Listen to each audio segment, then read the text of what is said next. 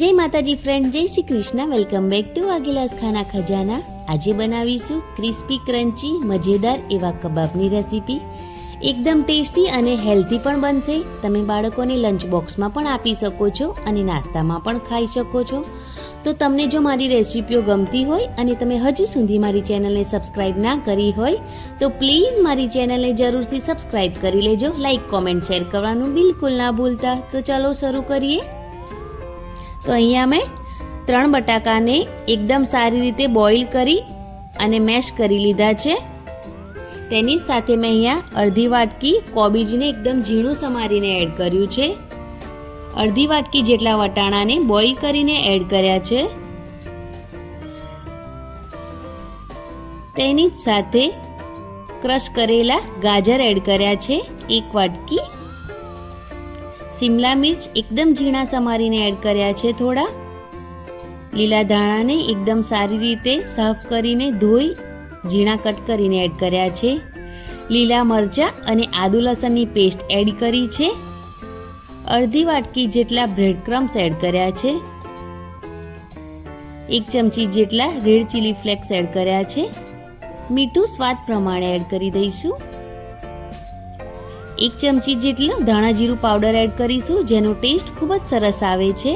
અડધી ચમચી જેટલો મરીનો પાવડર એડ કરીશું અને 1 ચમચી જેટલું આમચૂર પાવડર એડ કરીશું. તો હવે મસાલા અને બધા જ વેજીટેબલને એકદમ સારી રીતે મિક્સ કરી લઈશું. બ્રેડ ક્રમ્સ ઉમેરવાથી કબાબમાં એકદમ સરસ બાઇન્ડિંગ આવી જાય છે, એટલા માટે બ્રેડ ક્રમ્સ ઉમેરવાના. તો એકદમ સારી રીતે મસાલા સાથે બધા જ વેજીટેબલને મિક્સ કરી લઈશું. તો અહીંયા એકદમ સારી રીતે બધા જ વેજીટેબલ અને મસાલા મિક્સ થઈ ગયા છે. તો હવે હાથમાં થોડું ઓઇલ લગાવી લઈશું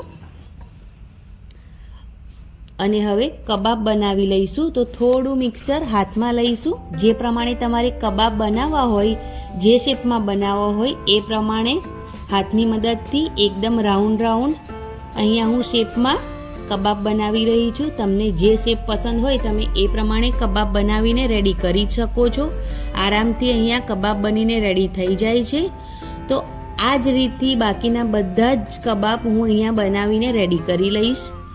તો કબાબ બધા જ બનીને રેડી થઈ ગયા છે. તો હવે સ્લરી બનાવીશું. તો તેના માટે એક બાઉલ લઈશું અને તેની અંદર 3 થી 4 ચમચી મકાઈનો લોટ એડ કરીશું. તેની સાથે થોડા રેડ ચીલી ફ્લેક્સ અને એકદમ થોડું મીઠું નાખીશું.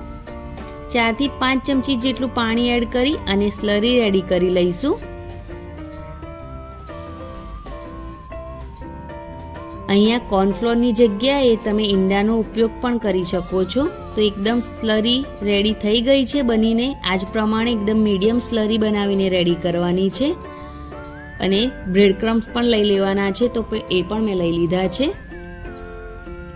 હવે જે કબાબ બનીને રેડી કર્યા છે તેમાંથી એક કબાબ લઈશું અને પહેલા સ્લરીમાં ડીપ કરીશું.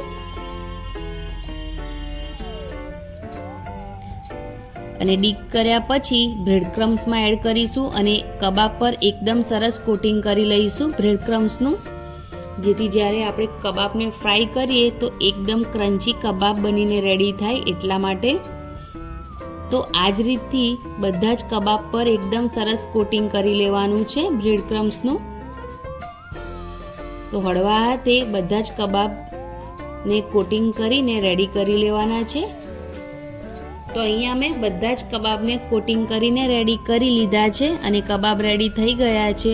તો હવે તેને ફ્રાય કરીશું. તો અહીંયા હું સેલો ફ્રાય કરી રહી છું. તમે ડીપ ફ્રાય પણ કરી શકો છો. તો તેલ ગરમ થઈ જાય એટલે જેટલા એક કડાઈમાં આવે એટલા કબાબ એડ કરી દેવાના છે. ગેસની જે ફ્લેમ છે એ મીડિયમ જ રાખવાની છે, ના વધારે હાઈ રાખવાની છે કે ના વધારે સ્લો રાખવાની છે. એકદમ મીડિયમ જ ગેસની ફ્લેમ રાખીને આ કબાબને ફ્રાય કરવાના છે. તો તમે સેલો ફ્રાય કરી શકો છો, ડીપ ફ્રાય પણ કરી શકો છો. 2 થી 3 મિનિટ એક સાઈડ પર જ તેને રહેવા દેવાનું છે અને 2 થી 3 મિનિટમાં એકદમ સરસ એક સાઈડથી કબાબ ફ્રાય થઈ જાય એટલે તેને બીજી સાઈડ પર પલટાવી દેવાના છે અને બીજી સાઈડ પર 2 થી 3 મિનિટ જેવા આ કબાબને ફ્રાય થવા દેવાના છે. તેનો કલર એકદમ સરસ ગોલ્ડન બ્રાઉન આવી જાય છે અને ઉપરથી એકદમ ક્રિસ્પી અને ક્રન્ચી કબાબ બનીને રેડી થાય છે. બાળકોથી લઈ મોટા સુધી બધાને ખૂબ જ પસંદ આવે છે અને ખૂબ જ વેજીટેબલ આપણે એડ કર્યા છે, તો એકદમ હેલ્ધી કબાબ બનીને રેડી થાય છે. તો બીજી સાઈડ પણ 2 થી 3 મિનિટ એકદમ સરસ ફ્રાય થઈ ગયા છે. એકદમ ક્રિસ્પીનેસ જેવા આપણા કબાબ બનીને રેડી થઈ ગયા છે. તો તેને હવે તેલમાંથી બહાર કાઢી લઈશું. એકદમ ઇઝી રેસીપી છે, જરૂરથી ટ્રાય કરજો. તો હવે તેને સર્વ કરી લઈએ કબાબને. તો તમે આ કબાબને ગ્રીન ચટણી યા રેડ ચટણી, તમને જે ચટણી પસંદ હોય તેની સાથે તમે સર્વ કરી શકો છો. તો તમને જો મારી આજની આ કબાબની રેસીપી પસંદ આવી હોય તો પ્લીઝ ચેનલને સબસ્ક્રાઈબ કરવાનું બિલકુલ ના ભૂલતા. ઉપરથી એકદમ ક્રિસ્પી ક્રન્ચી અને ખાવામાં એકદમ મજેદાર એવા આ કબાબ જરૂરથી ટ્રાય કરજો અને મને કોમેન્ટ જરૂરથી કરજો. તમારા ફ્રેન્ડ્સ અને ફેમિલી મેમ્બરમાં આ વિડીયોને વધારે શેર કરજો. Thanks for watching. Bye bye. Take care.